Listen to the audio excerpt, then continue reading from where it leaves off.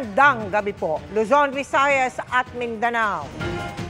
Formal nang naghain ng patong-patong na reklamo sa Justice Department ang kaanak ng mga nawawalang sabungero laban sa negosyanteng si Atong Ang at 60 iba pa. Dawit din sa asunto ang dating aktres na si Gretchen Barreto at dating PNP NCRPO Chief Jonel Estomo. Nakatutok live si Salima Refran. Salima. Mel Emil, multiple murder, kidnapping with serious illegal detention at iba pang mga reklamo ang inihain dito sa Department of Justice laban sa negosyanteng si Charlie Atong Ang at iba pa niyang mga kasama sa tinatawag na Alpha Group kaugnay ng pagkawala na mahigit 30 mga sabungero. Bakit gano'n ang ang ginawa sa kanya? Kung yung sabi nila na ninyope, yun na po ba ang bayad, yung paslangin sila. Puno pa rin ang paghihinagpis si Marlene Gomez sa pagkawala ng kanyang anak na si Ruel sa Manila Arena noong Enero 2022. Nagtungo si Aling Marlene sa Department of Justice ngayong araw kasamang nasa 30 pamilya ng mga nawawalang sabungero upang maghain ng patong-patong na reklamo laban kay sabong tycoon Charlie Atong Ang at kanyang mga kasamahan sa tinatawag na Alpha Group. Ang mga kinasuhan po namin, siyempre yung aming talagang matagal nang hinala si Mr. Atong Ang. Kasama sila Eric De La Rosa, RJ Mejia, at saka yung ibang mga pulis, si Attorney Caroline Cruz, multiple murder po at saka serious illegal detention. Kabilang din sa mga reklamo, enforced disappearance, paglabag sa Anti-Graft and Corrupt Practices Act, direct bribery, corruption of public officials, obstruction of justice, at paglabag sa international humanitarian law. Kasama si Ang, 61 respondents ang inireklamo. Bukod pa sa ilang John Doe. Siya ang main player sa Isabong eh. Siya ang main player dyan, siya ang amo ni Totoy or Dondon. Pera niya pinababayad para sa trabaho na ginagawa ng mga kontraktor na pulis.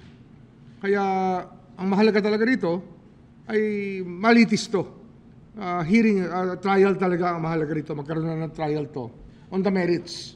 Meron namang witness who testifies to the fact that that person was involved in the commission of these crimes as the mastermind and as the head of a criminal organization.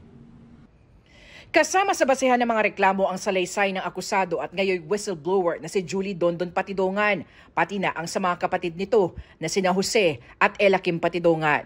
Si Ella Kim, sinabi ni Remulla noon na panibagong testigo na may totoong ebidensya sa mga kaso. Ang reliability niya ng kanyang testimony is foolproof in many ways because his picture appears sa isang ATM withdrawal na ATM ng isang missing sabungero.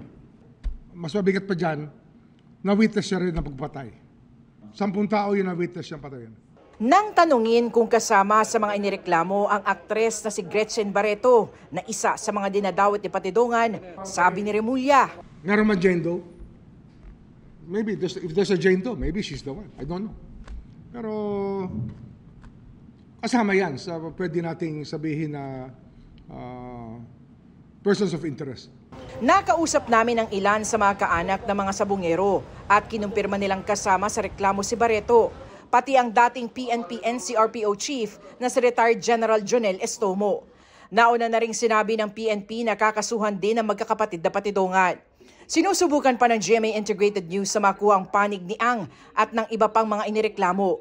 Pero nauna nang sinabi ni Ang, Barreto at Estomo na wala silang kinalaman sa pagkawala ng mga sabungero. Pinagkibit-balikat naman ni Remulla ang sinabi ng kampo ni Ang na si Patidongan at kanyang mga kapatid ang tunay na nasa likod umano ng pagkawala ng mga sabungero. Natural for them to concoct their stories. Yung talaga, gawain talaga ng ano yan eh, ng mga abogado. Di ba? Sabi ko nga, ang kalaban namin dito, the best lawyers money can buy. Pera-pera lang yan eh.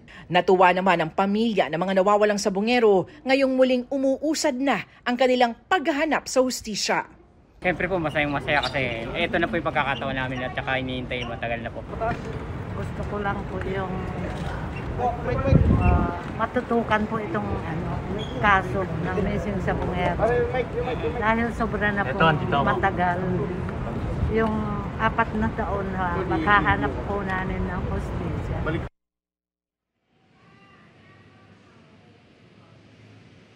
Emil, tumanggi muna ang National Prosecution Service na magbigay ng dagdag na detalye kaugnay ng mga reklamo habang dumaraan ito sa proseso ng evaluation. And muna latest mula nga dito sa Department of Justice sa Maynila. Emil. Maraming salamat, Salima Refran.